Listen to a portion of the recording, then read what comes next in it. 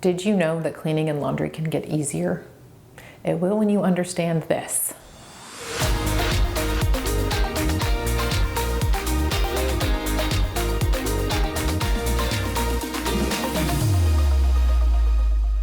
My stepdad tells a story of when his first wife had passed, and he was a newly single dad to a 3-year-old daughter. He likes to share how he became the best homemaker that he could in a very difficult situation. And he said that he had this light bulb moment where once he realized that he had to do the dishes and the laundry every day, things around the house just got easier. And when he shared that with me, I had my own light bulb moment because I had never thought of it that way. I had never thought about how this would be a little less overwhelming and a little less annoying if I just understood that cleaning and laundry have to happen every single day. And now it's like 2 or 3 times a day. And in the pandemic, it was like 3 and 4 times a day, the dishes anyways. So I share this with you because I hope it will be a light bulb moment for you. And I hope that it will take a little bit of the edge and annoyance and stress off of these chores that happen every single day in and around our home. And today we're going to specifically get into the cleaning and the laundry aspects of keeping our home organized. If you missed the last episode, this is a part 2 of keeping our homes organized, and we got right after it in the kitchen specifically. That was a big one, so we dedicated its own episode to kitchen organization. And today I want to talk about cleaning and laundry organization, since those are also things that have to be dealt with daily. So if we haven't met yet, you don't know that I have 4 boys, 2 teenagers and 2 elementary age boys, and then my husband and our 2 dogs. And if I didn't do anything about this, my house would smell like a locker room. It sometimes smells like a locker room, especially during like a sports season or like in the moment after we get home and everything's kind of, unpacking PE bags and things like that. But really, it's my goal to keep our house from smelling like a locker room. And here's how I do this. It starts with the laundry. The laundry has to be run every single day. You can see how this now lines up with my stepdad's insightful moment and with ours here now. We have to run the laundry every single day in order to not smell like a locker room in our house, okay? So our goal is to get the laundry run and smelling good so that it's not sitting around stinking up the hamper and the closet and the bathroom or wherever you're keeping your laundry, right? So we run our laundry every day to keep it nice and clean. And what that's done is it's helped create a routine that makes the laundry, again, feel less overwhelming, feel less annoying, feel less stressful, right? This is just how we do ours. I know there's lots of different ways that you can organize and plan your laundry schedule, but I think that's it right there, is planning it and making sure that your laundry is working for you to avoid smelly situations, but also to avoid, where's my X? I need it for Y. Soccer jersey from last weekend's soccer game found underneath the back corner of the bed, under the bed. Not that that's happened around here. It has. If you're listening, you can't see me, but I'm over here going, oh my gosh, I'm this annoying eye roll look in my face. But you inevitably, you're like, I need this thing, but it's not clean, okay? Whether it's an outfit that they need for school, or it's spirit shirt day and their favorite spirit shirt's not clean, right? Whatever the thing is, there's always, we always need to be dressed in a certain way for certain occasions. And it's real frustrating when that particular thing that you need is not clean. So whether it's to avoid not having what you need or to avoid a stinky mess, having a routine and a flow for your laundry is crucial. So how does that look for us? We actually have kind of 2 lines of laundry, if you will. The first is just our everyday clothes and towels and sheets, and then we have school uniforms and now masks. So I think of them as two lines, if you will. And I think that's really important because I gotta keep the school line up to date. And that means everything's washed and put back into the boys' uniform closets so that they don't ever have to say to me, "Mom, where are my socks? Mom, where are my school shorts?" In the morning, when we're trying to get out of the house, there's nothing worse than I can't find my.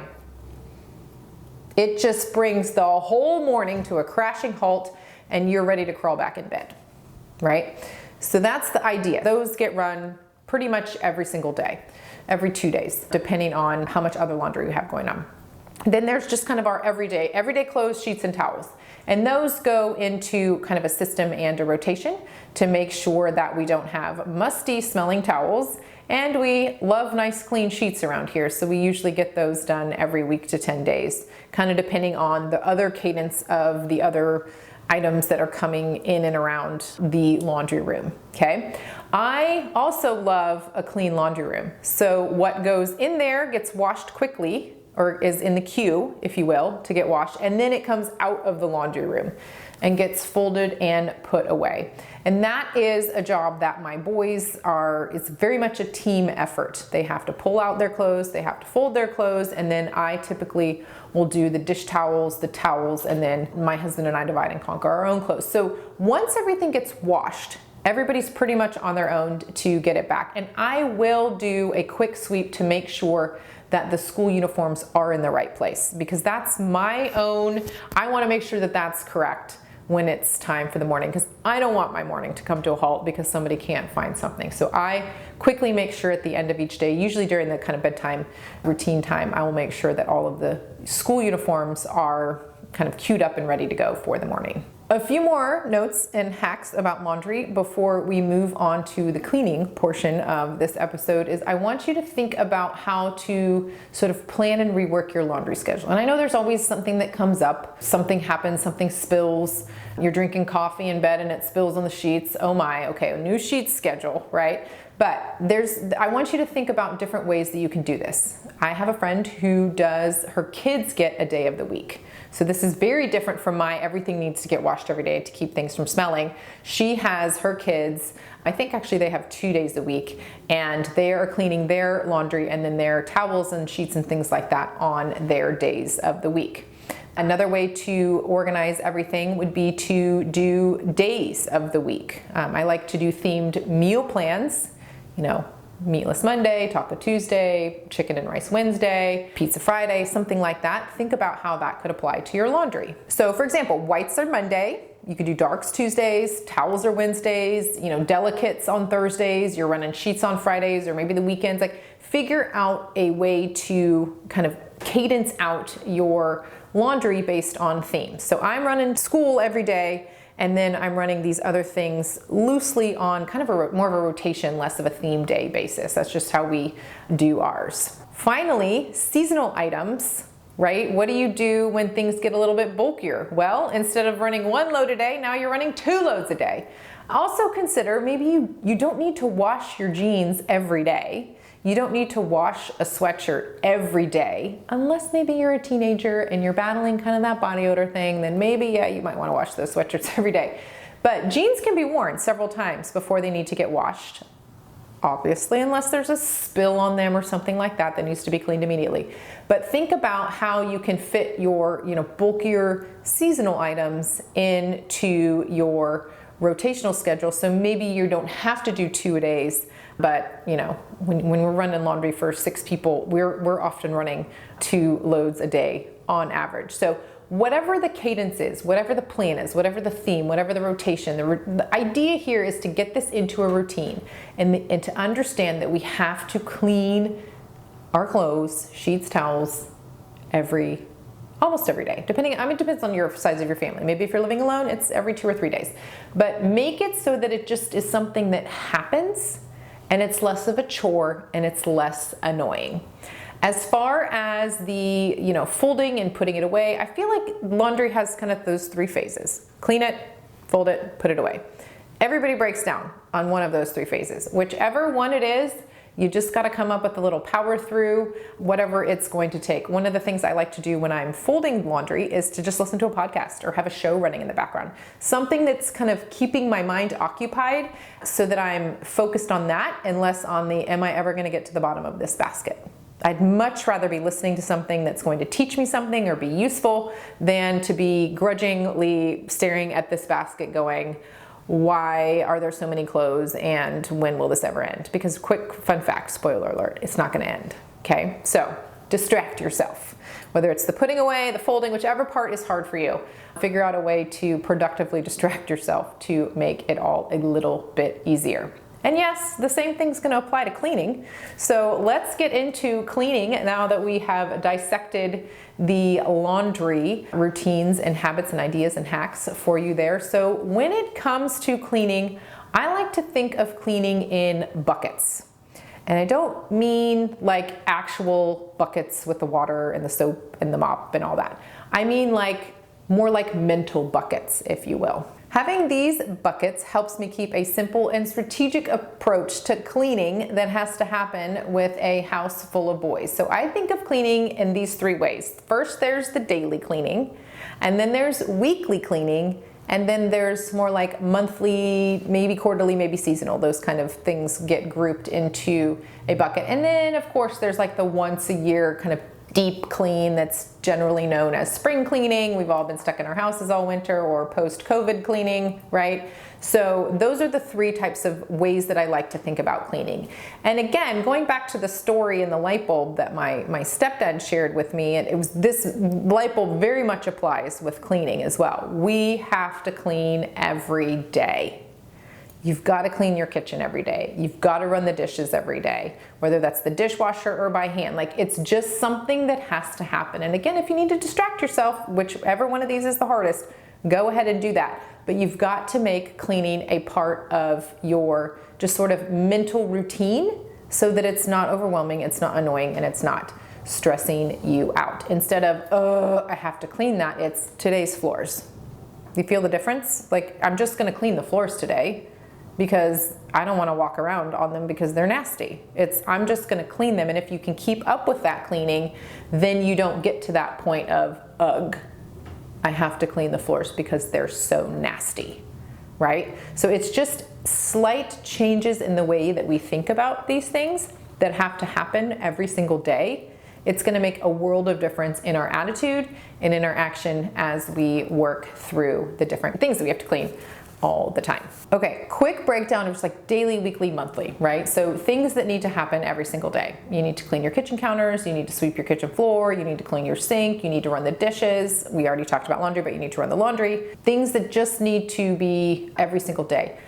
I don't wipe down my bathroom sink every day, but I certainly wouldn't. I think that's a great idea if you wanted to do that, especially if you have little people who are not the best aimers when it comes to spitting out their toothpaste. That might be something that you want to have them do every single day, just making sure that they rinse the sink out properly in the bathroom. It's just these little quick moments when you do them every single day, that's what keeps things from getting really out of hand, right? Weekly cleaning are going to be things like mopping the bathroom floor, mopping the kitchen floor. If you have wood floors, maybe using a polish or a shine or something like that. We tend to do that more on the weekly level because we have so much foot traffic and puppy traffic especially in the main parts of our house, the main traffic parts of our house, but that's also a monthly chore that we do on the upstairs level. We don't mop and polish the wood floors quite as often.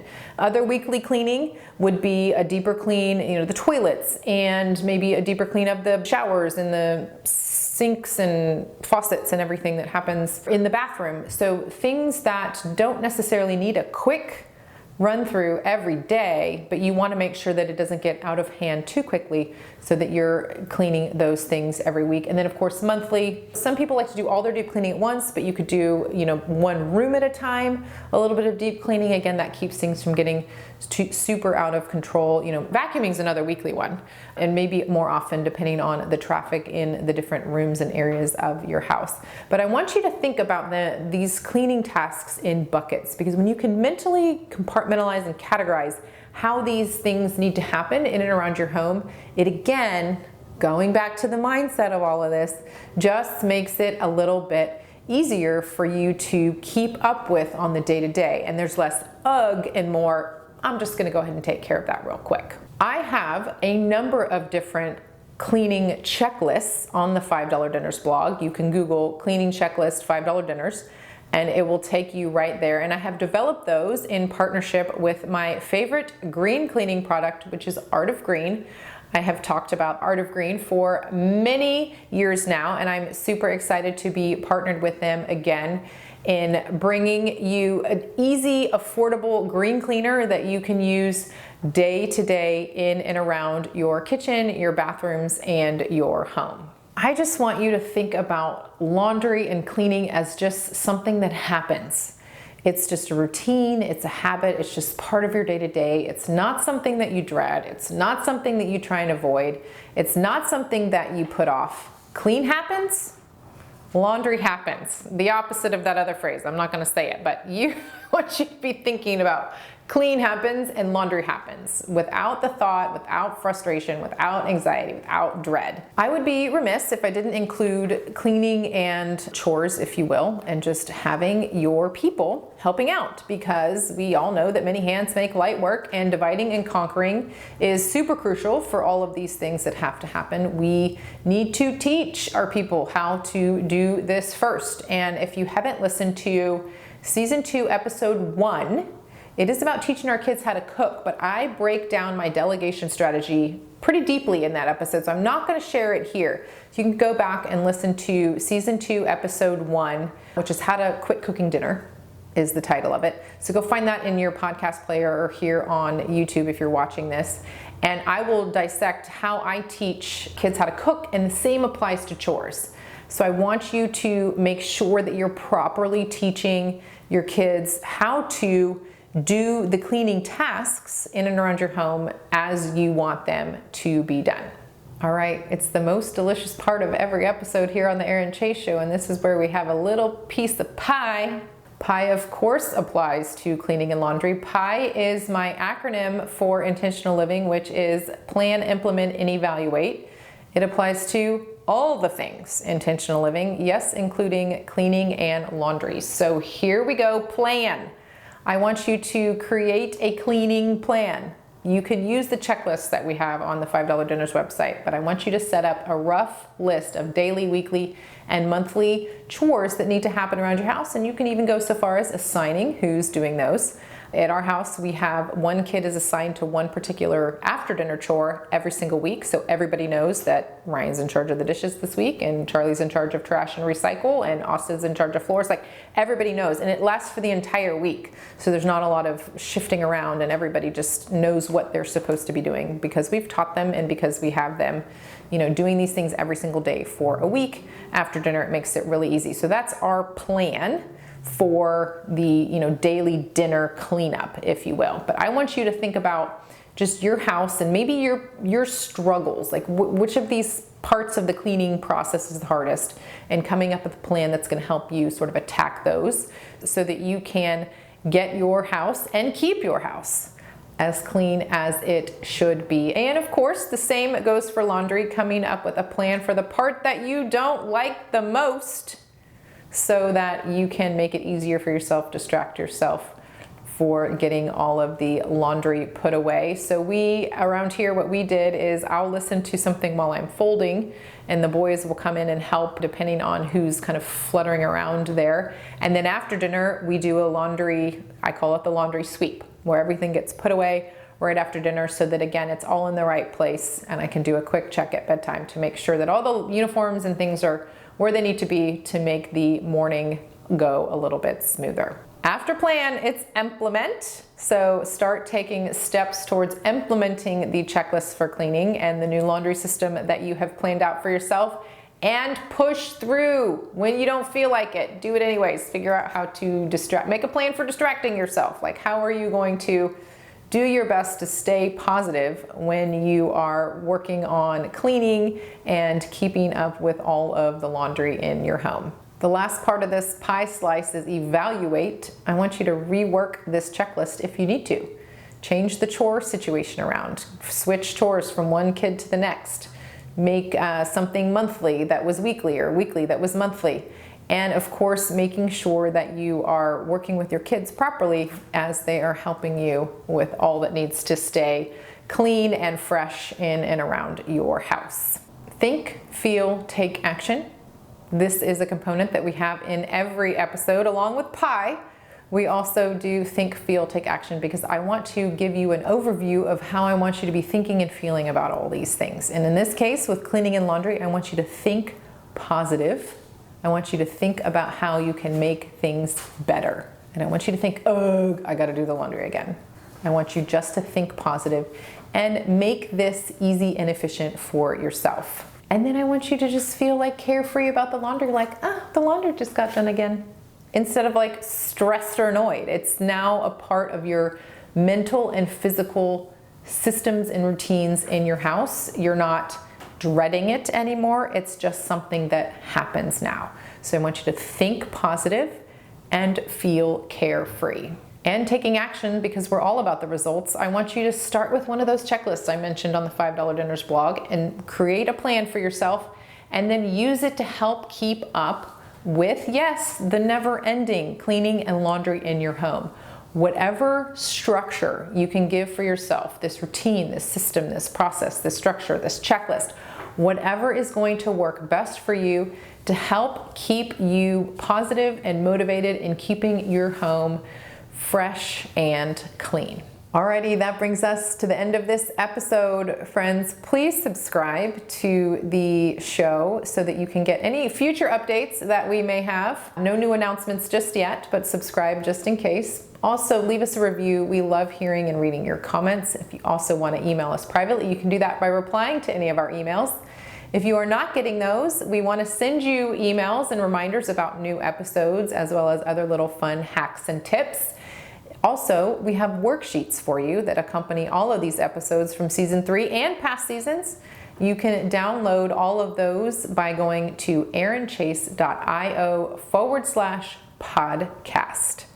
And that's it for this last episode of this season, my friend. It's bye for now, and we'll talk again soon.